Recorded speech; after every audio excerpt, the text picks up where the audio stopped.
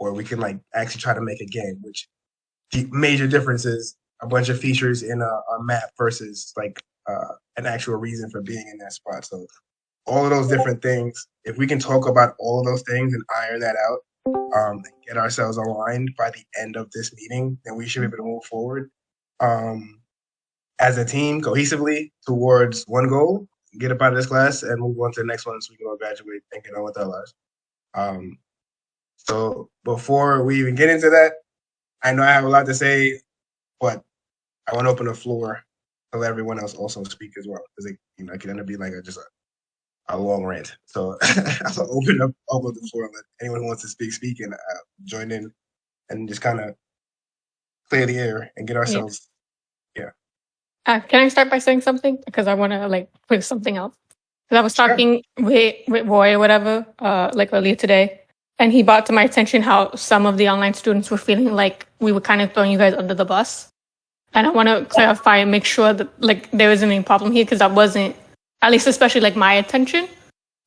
We were just clarifying a thing of like, oh, we find it hard to like get on the same page with everyone due to like meeting times are hard. We're trying to like accelerate things because we don't have a lot of time, and like it's hard to communicate with people who like, you know, like aren't in person with us. Like we can go sit in the library for like 5 hours and clear things up if we need to. However, since we have people who are in like working and things like that, like your guys is not necessarily priority is in this class, but obviously you guys have jobs and things like that, whatever. You can't sit, 5 p.m. with us talking about things, whatever.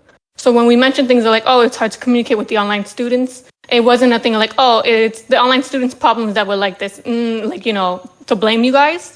So I wanted to make sure to clarify that there wasn't, like we weren't blaming you guys for anything. We were just stating the fact that we felt like it was hard to get on the same page. Like you were mentioning, like we don't have like everything fleshed out of what we want the game to be. And I think that's a huge problem, and it's everyone's problem. It's not necessarily, oh, it's just the online students. It's an issue we're having as a team that we have not been able to communicate. So when we brought that up as an issue, it wasn't a thing of we were blaming you guys. So I want to make sure if it came off like that, first I apologize, because that was not the intention. And just to make sure that was cleared, so we don't have any like beef or anything moving forward, that was not the intention of any of the things we were bringing up.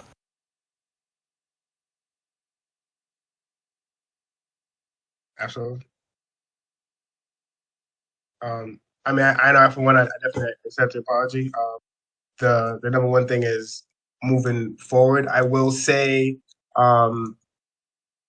it definitely did come across like if we were kind of being blamed for why things were going a certain type of way, although that was not the intention. So with that, I would just say like we definitely want to make sure that either we win or we lose together, or that we can't be a team, because then that leads to a bunch of different things.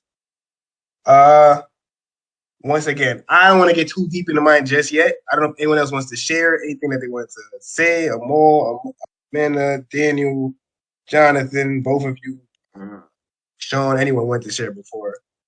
Okay. Also, I'm recording of this, and I think from now on, if it's let's just like make a rule. How many do you think? Like, if 5 or more people meet, record it in case somebody wants to see it later. Would that be an agreeable idea with everyone? Yeah, we can do that. Yeah. Okay. Just as long as nobody gets doxxed. That's the only stipulation. It should be fine. That's fine. I just, because for my own part, like, yeah, I know I was working during all the meetings, so, and yeah, because my work schedule's so hectic. I mean, I do not know how many people in this group actually have the full-time 40-hour work week plus kids plus school plus I mean, I'm actually a environment artist intern at DSI, so that's a lot. Like I get 6 hours of sleep a night if I'm lucky. And I've been living like that this entire year. So all right. Yeah, basically I want to say we live and learn, right? We put the work together. We now identified what was the situation. Now let's just learn from it, right? I always tell this to indie teams when I start working with them. As long as we have a clear goal of what we're going to be building, it's limitless, right? We can get there easily. We all have skill sets. We all have a lot of things that we can do extracurricular. But at the end of the day, what I can identify from Roy after watching the lecture is the process. At the end of the day, the class is asset management. We are these assets. How effectively we manage our time, it doesn't really matter what quality of work we do put in. I mean, obviously, we want to put in the best work possible. But I feel, and based off of the critiques and the feedback provided, it's the process, right? How are we able to organize ourselves? How are we able to document, track, and then present that work integrated into the project? As long as we're able to do that, if we have a clear view, the next 2 weeks should be easy. Now, there is a lot of documentation that needs to be put in place. So we're going to have to need some hands on deck apart from just developing, right? So we live and learn, and we take this one, but now let's refocus and then restructure and then just move forward. Absolutely. Amor, Daniel, Cheyenne, anybody want any? I just want to make sure online. Anything? Anybody? No. I just want to say that it's very important that we have a cohesive environment and that we can work as much as possible. And I really think that we need to establish what task we're going to do before this meeting ends in order for us to clearly understand what we must do. And if by the end of this meeting there's somebody that needs some work, we can conscript them into assignments and they can negotiate the task if they have a problem with it. If that's all right with anyone else, but that's my suggestion. Yeah, I don't disagree that we need to get on task. I also agree with Donatan as far as we need to get some documentation in. I feel like everyone said what they had to say. Amor, last minute? Can you hear some more? Or are you good? I got some last minute submission bugs that I'm trying to juggle real quick in this sprint at work. Okay, give me a sec. I'm listening. I'm here. No, no worries. Okay. So from my perspective, the only thing I would say is we started off on an interesting foot in terms of, I honestly feel like there may have been some stigmas maybe between how online works. There's also what was mentioned before in terms of the grouping of campus and the fact that you guys work so closely together, which led to, I mean, personally, I felt like you just kind of got an idea. And because of the rush of it, for example, that very first day, it really wasn't very much time for anyone to give any other input. Nor was there much time for anyone to really get into that meeting. So, I mean, we're too deep in now that we have the project. It is what it is, but we already started off in this way where it's like, it felt to me like campus was running things and online, which is accommodating. And I definitely want that to change to be way more collaborative. And I want to definitely leverage the experiences that we have on the team. Amol and myself work as producers full time. And as far as like the team skill set, there seems to be like a mixed match between 3D and 2D, even in the art perspective. So from inception, I don't think that we really thought about what everyone can do in terms of making the project. It felt like we just kind of had the project and then we're wanting everyone to just make it, not really being cognizant of what their actual skill set is. And then in addition to that, what the game is, I don't really know. It kind of feels like we're trying to force a game out of the asset pack instead of having a game that requires the asset pack. Like trying to build around this asset pack to make a game that may not necessarily even need certain assets. And then how the asset pack is actually removing work, just making it hard to create tasks. So I mean, all in that to say, one of the things that we need to discuss is at least at this point, well, two things. One is how we can kind of restructure on a production basis to make sure that we're integrating campus and online and leveraging the production experience of everyone. I definitely understand Giselle has leadership experience, so definitely don't want, not like, oh, we don't want any Giselle, but it's like we definitely need to work together in that capacity. However we can be, and that I mean Giselle's definitely like our voice on campus when presentations happen too. So it's like just integrating that to make sure that all documentation is accounted for and that everything works together cohesively.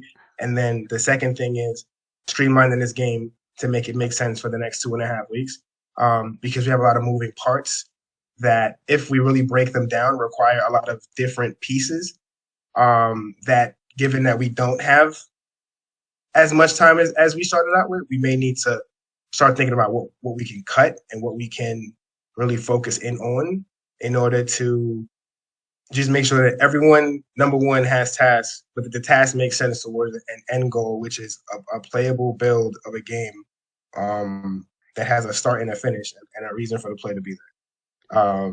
So I mean, I open the floor for any discussion on that part. I guess the first one being suggestions, conversation around how we can leverage the production experience that we have, and then getting towards our documentation and what action items we need to do to make sure that, like, by tomorrow or by the end of the night, we have some production documentation that we can show and tasks that people can actually work on and that we can document, start that living document, start that, I guess, pseudo Jira setup in the Excel sheet to start tracking hours so that, like, we have something to show.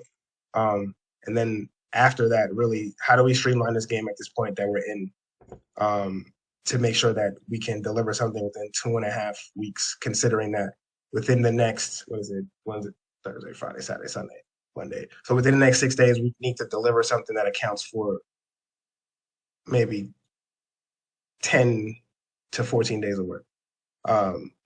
So I said a lot. First point to open the floor. How can we get our production stuff on track, leveraging the experiences that we have to make sure that we have our documentation, that we're ready to move forward, and knowing where we're going and being able to track against milestones, track against the tasks, the features, the time, capacity, etc. Okay.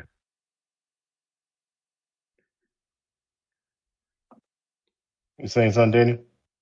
Yeah, I was wondering if anybody wants to take charge of counting the hours for each one of us so that everybody knows what's going on, and if anybody needs help with their hours, because we can very quickly establish people that are having trouble putting in the hours per day, and we can more adequately help them understand their situation and work around it. I mean, so like Azebo was saying, we at the point of feature creep. We need to just cut some shit. The game, none of this made any sense to me. It was just like, okay, I walk around, jump into a portal. There was no end game. And like I said in my statement, I mean, and it's just the excitement of being able to create something. Every project that I had to collab with people, it always ends up like this. So there's like no real story behind it. And regardless what Gerard said, not Gerard, I can't remember his goddamn name. Pops. Professor. He wants a package, and some story has to be told. So it's like what I was thinking about, and it's a little bit too late for that. It's like every time you go in a portal and you beat one of these games, you're gaining something to unlock something else. But that's going to require so much more. So we're going to have to cut something. So what is that going to be cut?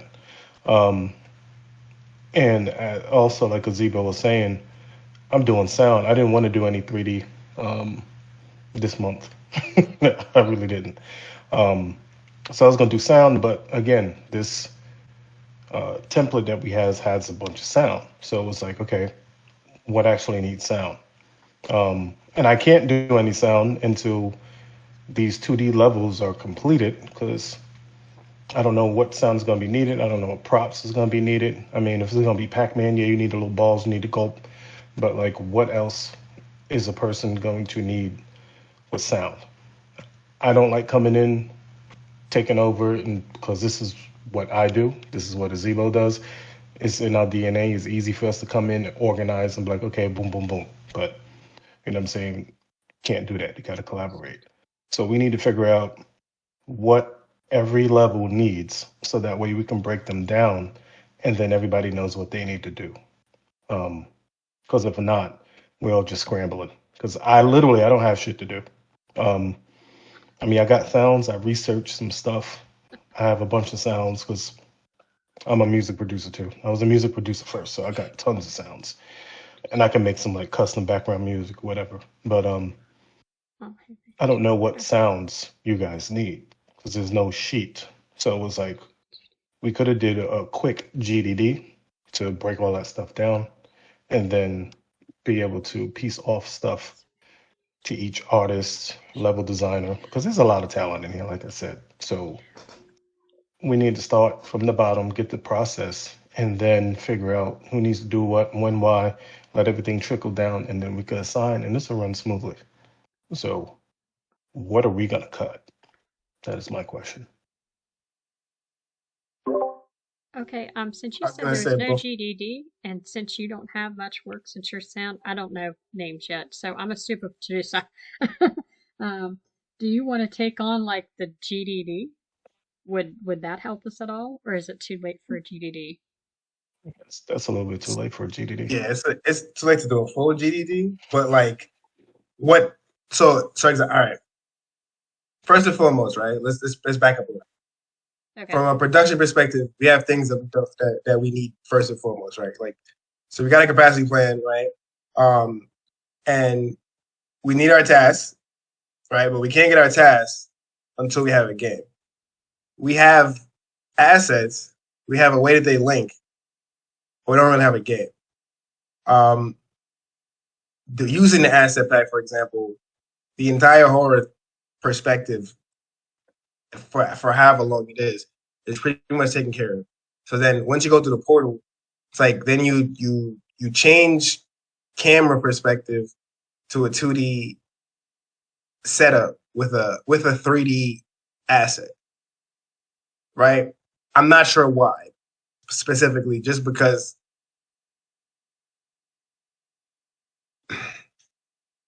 is it necessary, or does it just fit what the assets do? Do you know what I mean? Like, and then if it is necessary, do we need to go to two different particular portals at this stage, two different worlds? Can we focus on one world at this stage? Maybe build out two levels. That way we can focus in on like making the enemies not be, an exact copy, sound, aesthetic, etc. That still doesn't give very much work, although I'll make a suggestion that may not fly over well, but maybe we can the horror engine and just build some of the simple things, because I don't think we need an inventory. I don't necessarily think we need a full diary save system. I mean, for the most part, you just need to like pick up a torch, know that you have a key, use that key, go through a portal, you know, have some eerie situations, right? A key door system is pretty simple. Want to get fancy with it, you can have like, when the door's locked, it makes a noise. When it's not locked, it doesn't. Footsteps, breathing, like then, it starts to be like things we can start adding even just in the engine portion, right? That should probably take like a developer, which you already have someone who was doing the engine stuff, and then whoever's doing like auxiliary tasks, like your UI or your audio, and kind of draw up some stuff for that. But that portion of the game lasts for like 5-10 minutes. And really the meat and potatoes is what happens when you go into the portal. Then of course it's like why are you there? So I know Pat mentioned in the lecture about like how we're displaying the broadcast. Like so like why are you there? We know that when you're there, this thing happens. But it's like, why are you there? I don't know if that's been answered. So all of these questions answered lead to tasks that can be assigned. At which point, then it's easy to break down these tasks because it's like if we're making an enemy, it's like okay, well, what's the enemy, right? We need the model, we need the animation, we need rigging, we need the sounds for it. You need the coding and programming. As far as like if you're using behavior trees or using state machines or like however you're going to set that up, right? So we got that set. Then we need a main character. We need the level, right? So really, when it comes down to it, I guess I'm saying two things here. Number one, let's share the production load between Giselle, myself, and Amal. And I mean, I think maybe even if we need to have a separate meeting or something about as far as like how we split that up, but we definitely need to. Even if Giselle does like the tracking, like the hands-on stuff, like that's really neither here nor there. But as far as like working together and making sure that production is sound and that we have our documentation set and everything's good, I think we should definitely work together on that. And then leverage our additional skills like dev and sound design, et cetera, et cetera, et cetera. And then two, like which world would you guys rather focus on if we had to? And then how do we focus in on that? And then start discussing this game from the story perspective and why the player's there, and then start building out. The horror engine thing was a suggestion. I'm going to leave it on the floor. If that's like a hell no, you're bugging. I have no problem with that. But I'm just throwing things out there to one, create work for people, and then two, like leverage what's important versus like because there are things we don't necessarily need, and then there are some things that are like simple that we can add. So I guess I'll leave that there in the hopes that maybe we can have a brief discussion and then start coming up with some action items. I have a quick question, Azebo. What is Sure. the overarching goal? Is it to go from point A to point B and set up obstacles, or what's the vision of the game? From my understanding, and I will 100% let someone from campus keep me 100% honest here. You are going into like pretty much when you're in there, the lights turn off, you turn them on to find that there's these static screens. You're going into each portal in order to get out, right? So going through each portal, finishing each level helps you to I guess get the key to unlock the door that leads you out. Is that accurate? Frosty is typing in the ideas chat. She got the proposed idea for the reason to get through the level is to basically shut down the portals and get out of the place alive. One of the notes rumors of a plan someone had made to meet up somewhere with the creators of this AI. Yeah. Like there were people that have worked to control this AI, worked on this AI, controlling the portals and the enemies who know a weak point. These were the ideas me and another person were talking about. We can cut it up and take things out, in or out, or format something from it. Anyone has more ideas for it, let me know. We can talk about it and see what happens. Just put in the ideas chat. Gotcha. Yeah, I think that's a good idea because then it's like you get there and you can kind of like you're looking for someone, even if we dialogue text it on screen, right? Like, hello, are you there? What's going on? Blah blah blah. Lights go off. How much of that backstory we fill in terms of with the environment if you want to like I guess now the reason for that note system, right? Because if you wanted to leave a note that said I'll be here in a minute, and then whatever the case might be. And then the lights turn off. Even then, if you do like a quick examine system.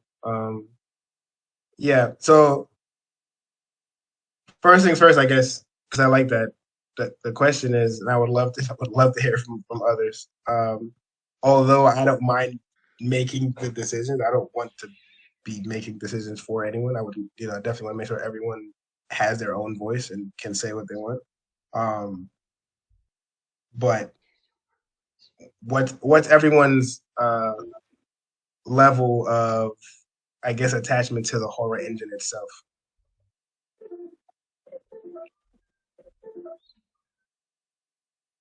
Because the portal engine, that's cool, but if we scrap the horror engine, then we immediately create where UI, main menu, sounds. I mean, originally, I know from Vivek personally, he's not so much of a level designer. Originally, when I was thinking of that, essentially the horror section, it was going to be a lot bigger section compared to what it is right now. So did we want to focus more on horror or on? It was mainly more focused more on horror than the actual 2D world. Okay. Yeah. Because I mean, focusing on one of the two, or one, and then trying to integrate how the portals work may be a better bet if we can streamline. But yeah, I know. I mean, once again, love to hear from others. But I know I've heard some feedback as far as like wanting to kind of make more sense between switching between the horror and the 2D and stuff. So then, if we focus more on horror, then I mean, immediately we create more work. But what do you guys think? What do you spitballing here, looking for buy-in, a hell no, or something? I don't mind the horror aspect, but when you do horror for a 2D game, I know Sonic EXE did something akin to that and made flat panels and ray casting, and it is more complicated than in the back end, but in the front end it's pretty standard. I don't know why we need 3D assets for that.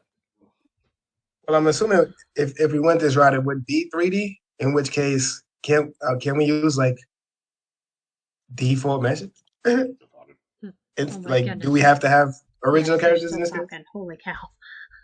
I didn't realize you were right like there. super duper original, or Made me jump. Okay.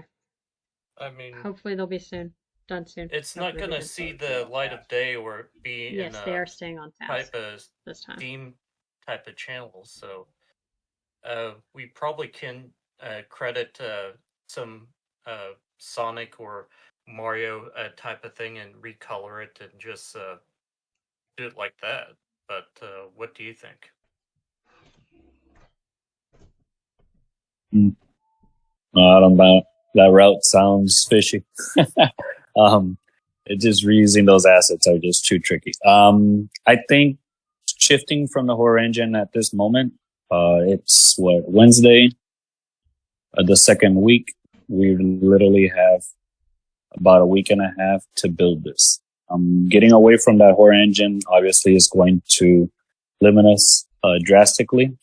Even though it is being an obstacle to create tasks, I still think there are things that we're able to create and integrate into the system. It's just we have to have that clear idea. So understanding that the level is supposed to be bigger can give us obviously a lot of work. So people can go into that level. They can set up different rooms and different puzzles for those areas. That way we can have one puzzle solves that then you got to go into the Pac-Man level. And then obviously just going into these little games is showcasing that you're in this studio, and what the AI understands is these old school video games, et cetera, et cetera. So we can still utilize that same aspect, still utilize a lot of the portion of the horror engine. Obviously, we don't need to save a lot of other things. We just got to take the elements and make it our own. Because at the end of the day, the more work we start creating right now, it's going to be very difficult to find the idea of what we're going to be building, right? So just find the goal of what is point A to point B, and then let's just build a in between. It'll probably help us a little bit easier to find that goal. Here we go. I got an idea like a motherfucker. So we can still use the horror engine, right? We still can have the damn portals. The portals just sends you to another part of the level, and Yeah. you can use. You can we can have Amanda's Pac-Man be in that level, like chasing you, trying to fucking eat you, like you're the ghost. Yeah.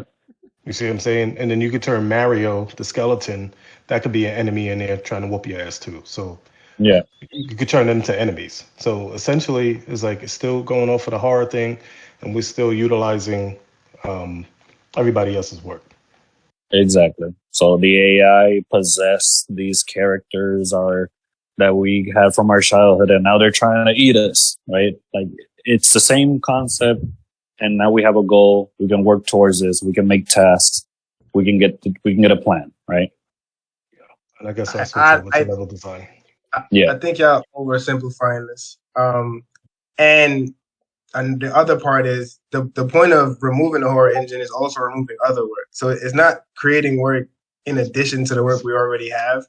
It's eliminating some of the additional work and then making the game itself more cohesive. So it's like if we eliminate like for example, I like this idea. So let's kind of go with that, right? So you go into the portal and you go to a different part of the level. So we're not switching to 2D, right? It's just a different part of the level where Mario and Pac-Man chasing, right? Cool. How much work is that really?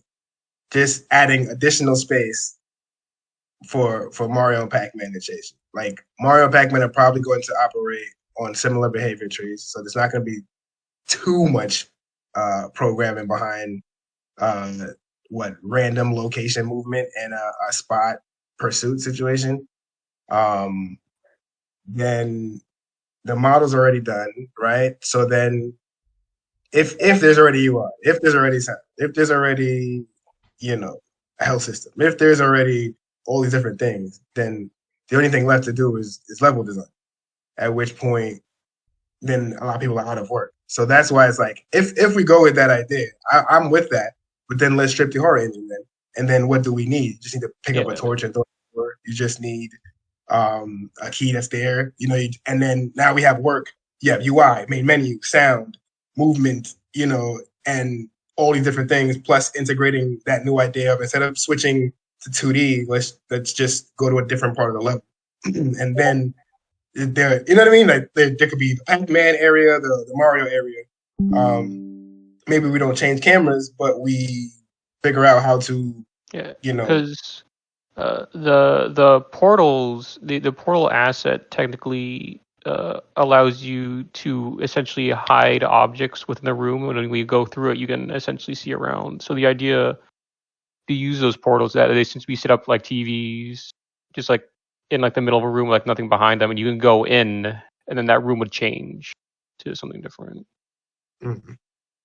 So if we're saying we're keeping it all 3D like that, that could work.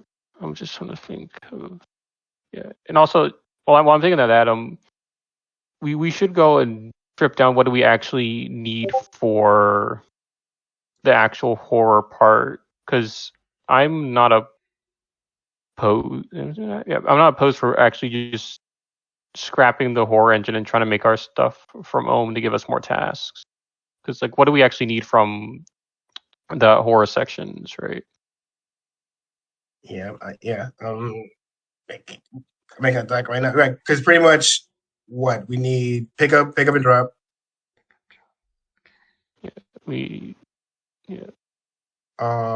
Flashlight, if we are using that for the dark section, so just a simple flashlight, right? Turn off and on. Mm-hmm. Health, UIs. Health. We need the note stuff as well. So we can have like an examine. Maybe you don't collect notes, but you can pick up and look Yeah, at maybe it. you just examine it and then you can put it back down, right? Or something like that. I just want to remind that in the Mario level, there are going to be like 2 enemies. So whenever you're near it, we also need to think how the health is affected when Mario gets in contact with those 2 enemies, and what happens when he collects something in that level. No, So Mario gonna be the bad guy now, Yeah. so he's not gonna be collecting anything. I was about to say, do you want to throw that in just because? So they're not going to be any enemies then? No, Mario is the enemy. Right, yeah, I understand that. But then, like, I was making 2 more enemies, so that is cut now. No, make your enemies. Make them. Okay. Yeah, make your Yes, enemies. it's gonna be Make your like enemy. evil. Yeah, AI took over our favorite beloved characters and turned them into Mhm. like these sick beasts that want to just gnaw on your flesh. Yep. Okay. So, for example, Mario comes in contact with an enemy that we are making. What is going to happen? Nothing. They're enemies. They're friends. The Okay. enemies are No, friends. so like how it's like about like damage, how they'll be damaged. You're saying? Yeah. Yeah, I So I don't think guess the enemies. what is the attack pattern of the enemies? Just what standard Mario like? Do they swing at you? Do they grab you? Do they jump on you? That would be crazy. I mean, Yeah, it's I would see Mario jumping. yeah, hitting you, running into you, throwing something at you, hitting you. You can have one of the like flower powers or something like that. Yeah, just throw fireballs. That'll probably work. Fuck that. Ooh, Turn him that's a into good. Super Mario. Have him start glowing. Oh my goodness. Fire power. See. Can you Okay, we'll put that in the backlog when I was trying vectors to. like That that? sounds so cool. Okay. If I can figure out how to do that quickly, I will throw star power in as a friggin' yeah. Okay, so Mario runs into you, he throws fireballs. That's cool. Who's the other one again? Pac-Man. Pac-Man, right? And Pac-Man obviously tries to bite you. Are we gonna have a over the top type of view where it's a 2D, but it's actually 3D and you just run around the maze basically?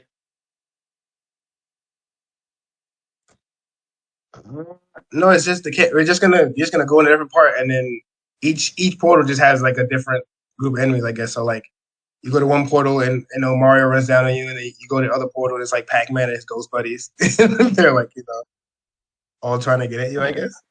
Yeah, man, you're gonna make me open up Maya and make Goombas and shit now. Give Mario some backup. You got me open it up All right, so Maya. hold on. We have let's see. I just another question. Like just trying to understand. So Mario is the enemy along with the 2 more enemies. So when the character goes into the portal, so we'll need another 3D character for the player. If it's assuming that we're doing all 3D, right? If that assumption, right? Right. Then technically we wouldn't. If we're not changing the camera angle, then we wouldn't need to make a player model. Okay. But if we are changing the camera angle at any point, we would need the player model. Mm-hmm. Okay, got it.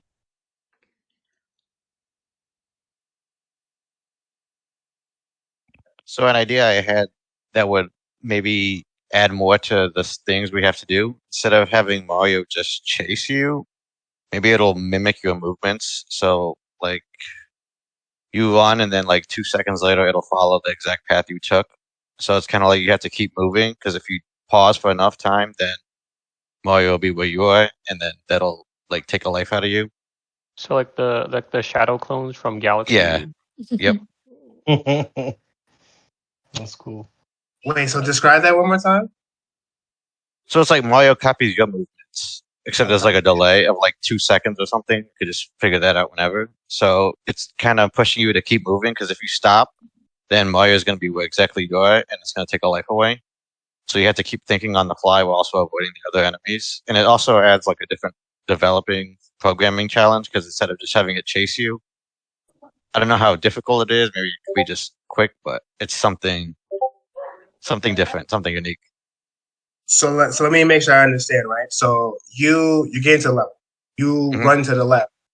Yep. Mario then runs to the left. Yeah, Yes, Mario will exactly. basically like spawn behind you and then start following your every movement. And if he reaches you, then you lose a life. But there's like a 4-second delay in the Yeah. actual move. So are you replicating actual movement to location or actual like actions, right? Just movements, right? Like when we say movement, we're talking about like movement from one location to the next, right? Yeah, so essentially, if the player moves up and left, then there'll be a 4-second delay, and Mario will move up and left as well. Gotcha. Okay. Is Mario faster, or is he just moving the same speed as you? So it'll be the same speed. Mm-hmm. So if the player stops, and the Mario is still moving the same speed, and then rapidly approaching you if you stop moving. Okay. I think that behavior fits very well the Pac-Man. That way, you're gonna have Mario shooting you and then Pac-Man chasing you. Yeah. Mm-hmm. I'm actually gonna have to go. I have to go put the kids to bed and such. So, if somebody else wants to start recording, because I have recorded up till now, and then I can watch the rest of it later.